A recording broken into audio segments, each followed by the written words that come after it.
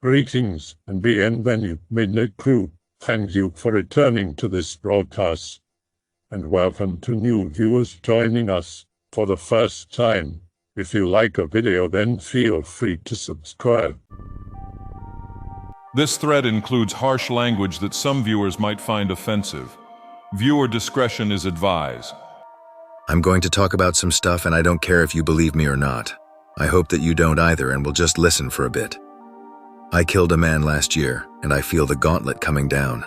I'm sure I'll be arrested soon. When I do, I'm going to confess, so I'm not worried about this getting me into legal trouble.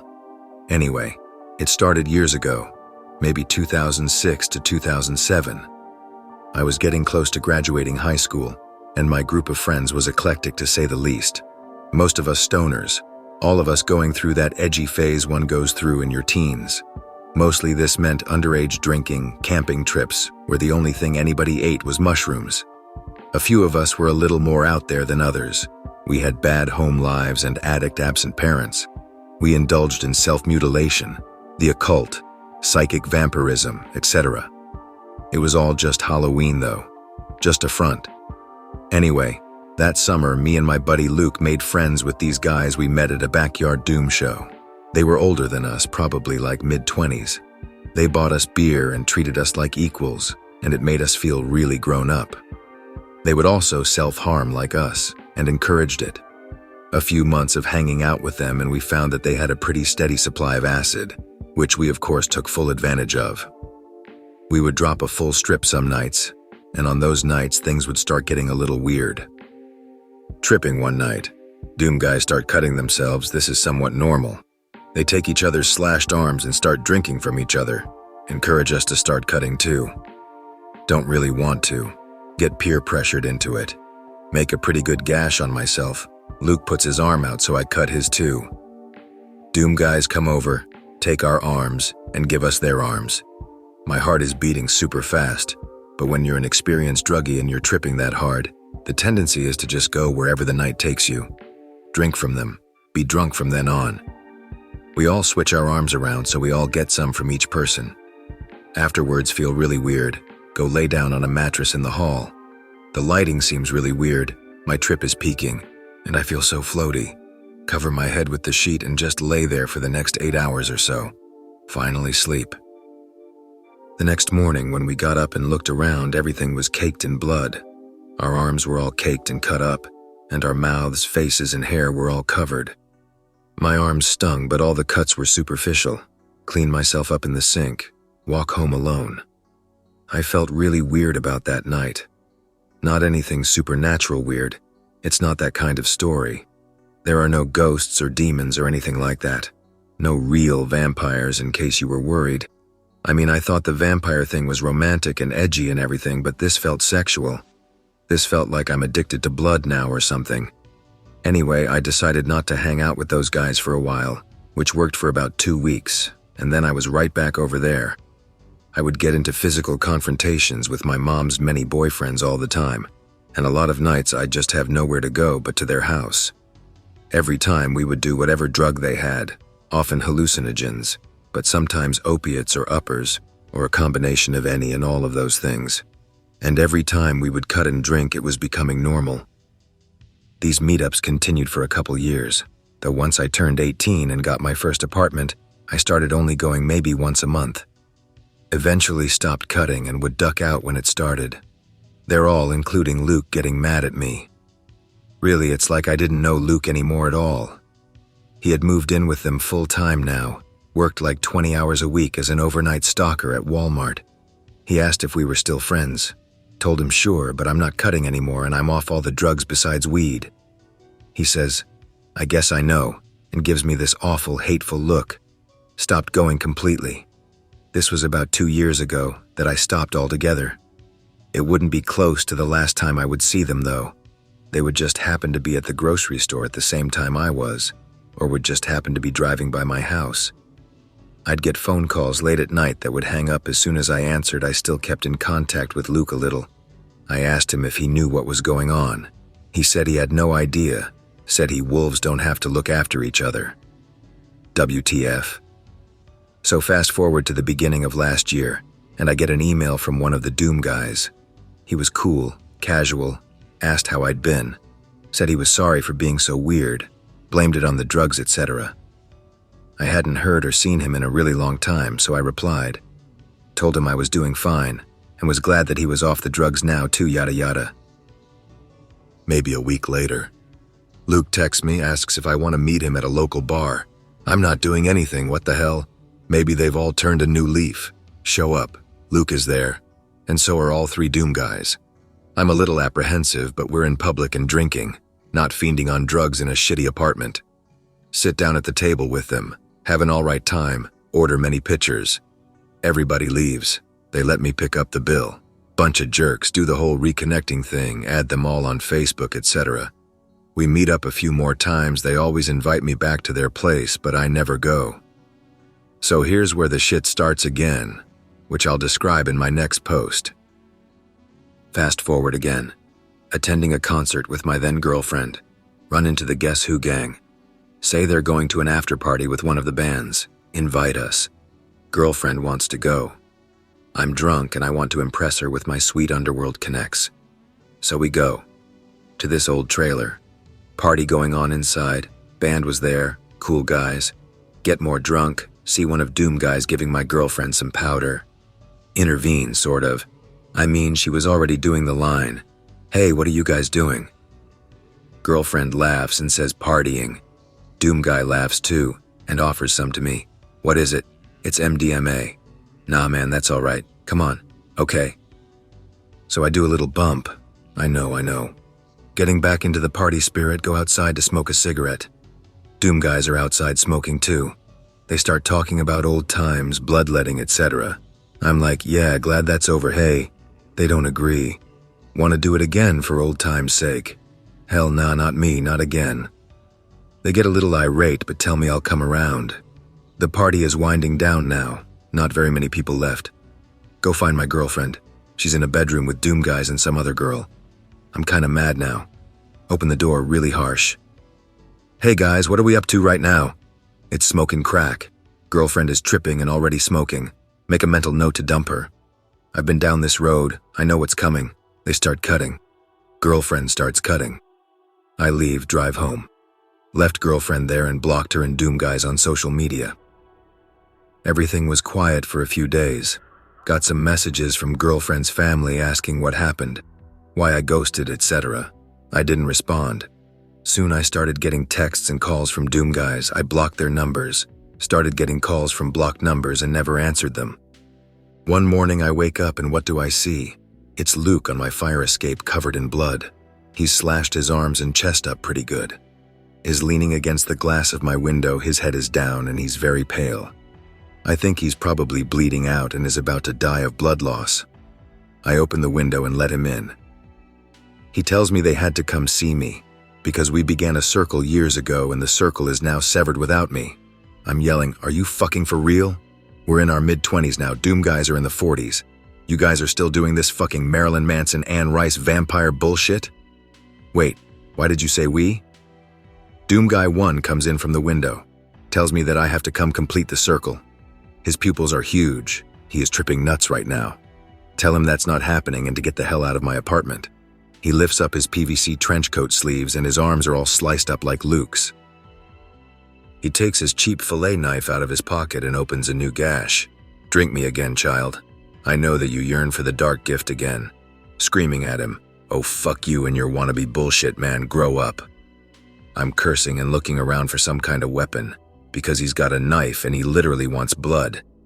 I picked up a cast iron skillet since we were in the kitchen already. If you don't get out of here, I'm going to beat you to goddamn death, dude. He lunges at me. I wasn't ready for it because I didn't honestly think he would have the balls to come at me like that. He's gray in the hair now, and much more frail than he already was back then. He immediately slaps the skillet out of my hand. He goes to slash my face with the fillet knife. I instinctively put my hands up, palms out, and he slashes across both of my hands. Yelling in pain, I tried to grab his wrists, but my hands were bloody, and I couldn't get a good grip. He started licking my blood off his hands. Luke is laying passed out behind us. I've got to get him off me somehow. I've got at least 30 pounds on him, but he's on top and very, I guess you'd say wiry. He was just locked on me and not budging. I managed to roll around so that he was on my back. He put his head down behind mine and was licking at my neck. I headbutted him with the back of my head. The surprise gave me the time to crawl away. I stand up. He's still getting back on his feet.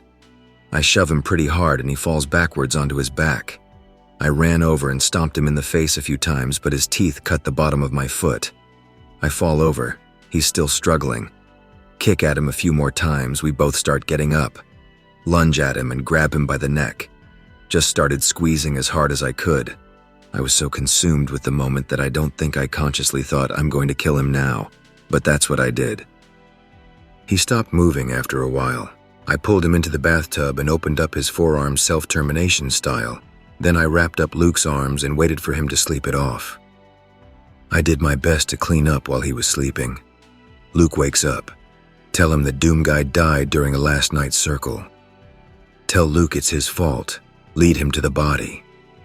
Luke is freaking out, talking about prison. Tell him I'll help him clean it up since it happened in my apartment. We're both guilty, see? We took a day cutting Doom guy apart.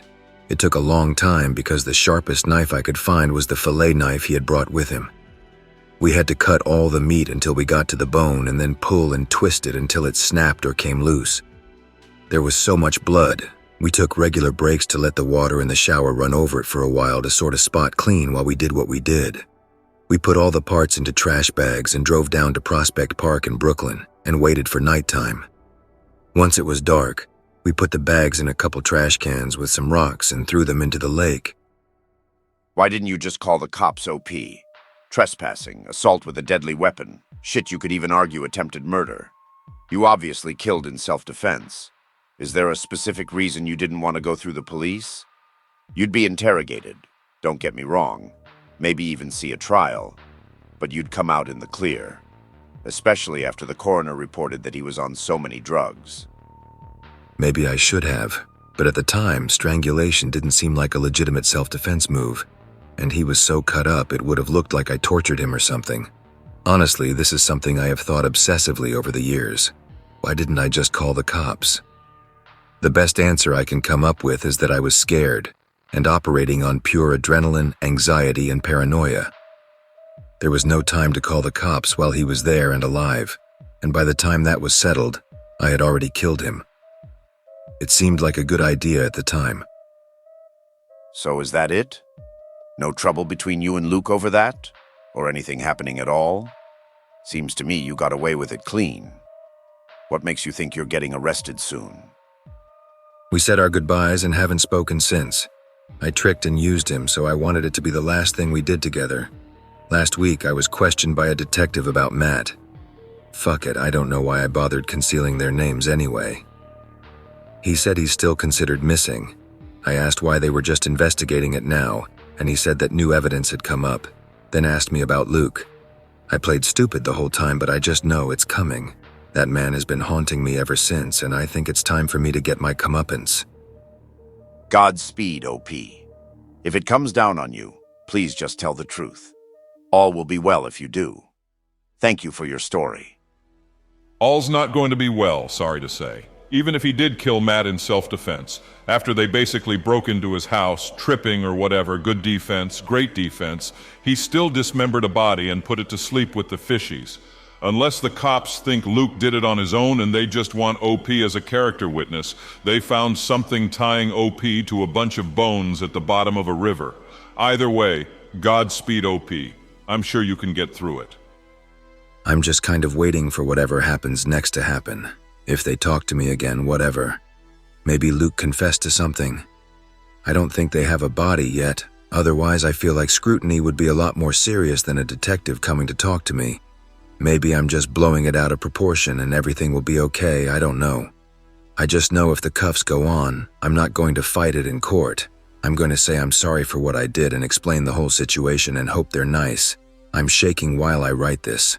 I'm honestly pretty afraid of the idea of prison. If you couldn't get a malnourished junkie off you, I doubt you would have been able to strangle one. And unless your friend is a total fucking moron, he would have noticed the bruises around his neck. And it wouldn't take over a year for the police to find you. If any of this were real, you would have been caught within a month tops. It's almost impossible to get away with a murder in New York, not mention how many witnesses must have seen two junkies covered in blood wandering around your apartment. But I did get the malnourished junkie off of me. My friend is in fact a total fucking dumbass. Really? Is the disappearance of a junkie from a shitty neighborhood the top priority for the police, you think? See, you didn't address my one major concern, the witnesses. How did nobody notice this? You're telling me that nobody cared about the junkies with visible wounds walking around one of the most populated states in America? And that nobody heard your fight going on? And seriously?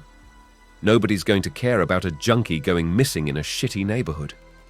Yet they seem to care enough to send a detective to investigate a year later. Nobody cared about my uncle walking miles with his wrists pissing with blood when he offed himself. If a single human being had shown interest or called the authorities, he might still be here. People just don't care. Not saying OP's story is true, just saying from personal experience, nobody gives a shit about cut-up junkies wandering the streets. I was a first-hand witness for a murder that was completely and entirely covered up and silenced in Barber County, West Virginia. Living in Bellington, small town, August 1993. Working at the Laurel Mountain Inn. Inn is about to close. It's an hour until my shift ends. 3 guys come in, out-of-towners. Immediately recognize them as not from these parts due to their accents. 2 of them order. The other one hovers around them, not taking a seat. Seems to be on something. Not my job to give a shit. Just focus on cleaning dishes. Another guy walks in, open carrying a pistol. Now, at this point, there are 6 customers inside, an elderly couple, the 3 out-of-towners, and the guy with the pistol. There's 3 workers inside, 2 are on break. I'm manning the counter now after having finished cleaning up. 3rd out-of-towner, the one who didn't sit down, casually strolls into the bathroom. Guy with the pistol unholsters it, shoots the 2 other guys. I'm completely shocked, freeze up. Vividly remember this one detail. His gun did not make a single sound. Holsters it, casually strolls out with the 2 out-of-towners dead in their seat.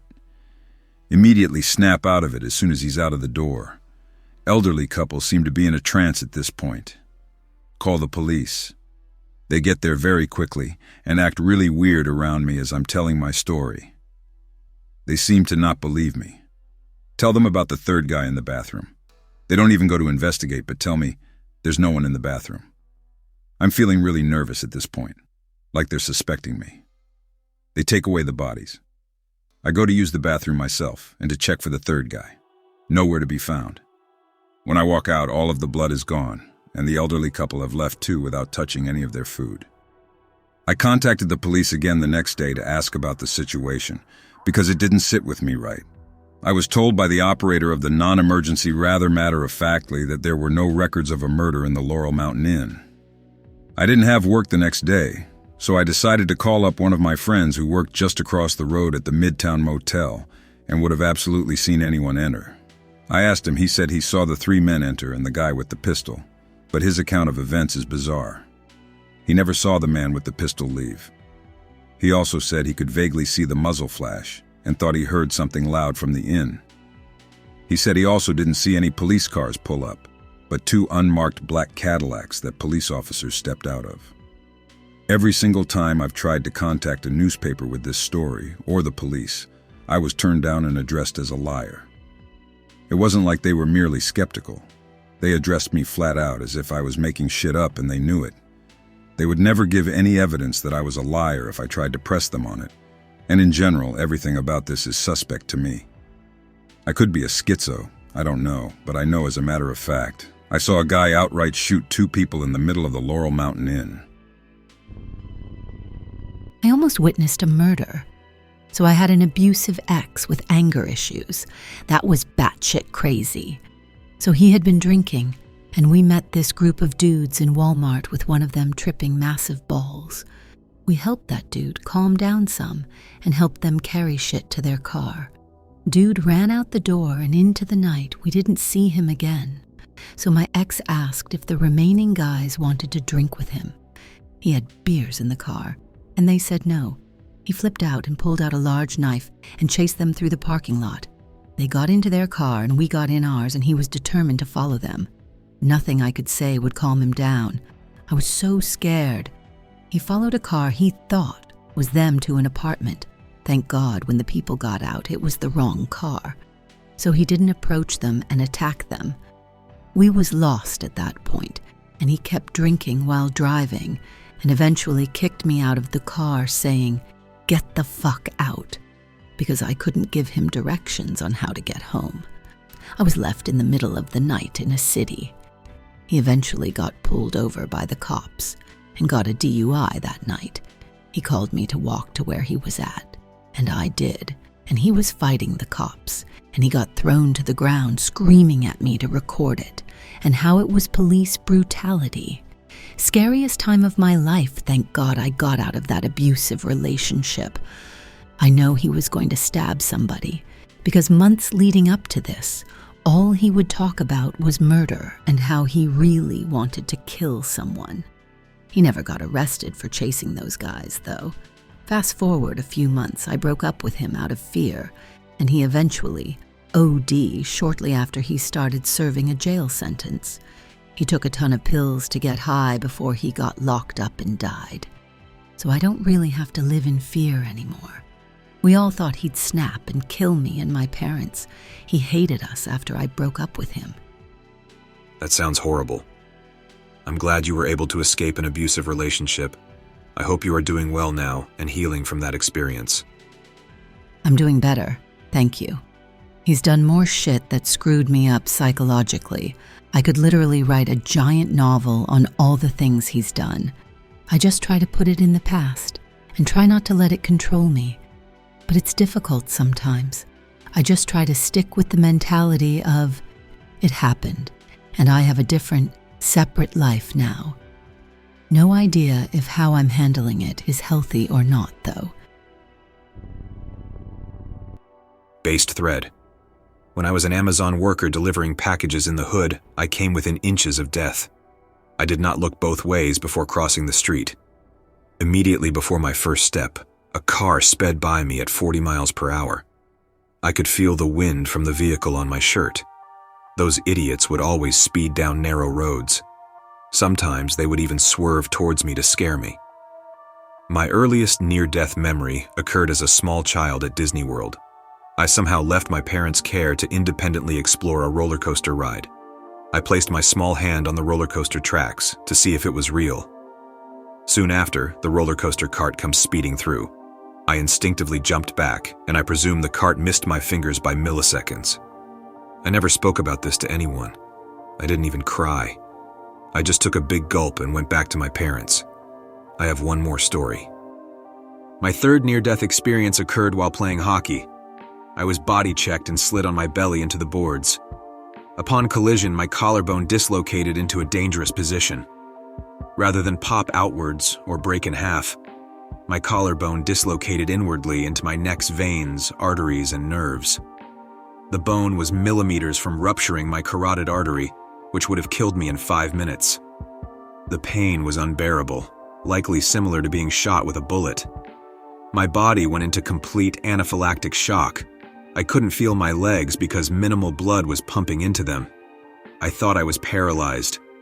The hospital had to call a special doctor because they were worried about killing me during the collarbone relocation process. Nothing really spooky, but I grew up in the inner city. The ghetto was literally 2 blocks around the corner. I've seen some pretty fucked up, scary shit. No goat man or anything, just people being twisted. Walking home in the 6th grade with friends, hear a scream and see some woman get out of a car, then get yanked back inside and the car screeches off. 3 days later, she's missing.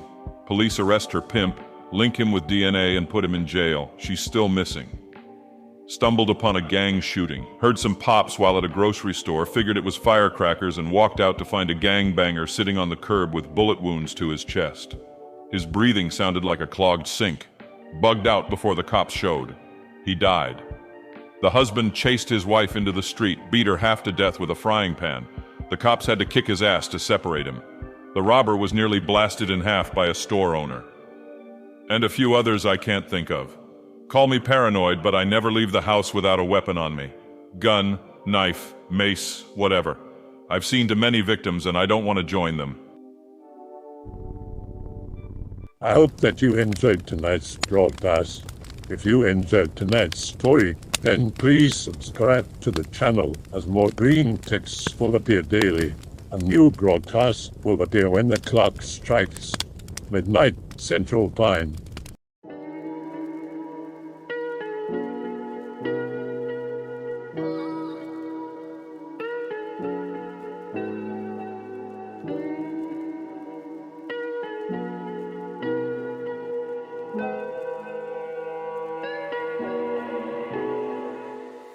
Remember to check the Odyssey and Rumble pages for separate archives of previous broadcasts.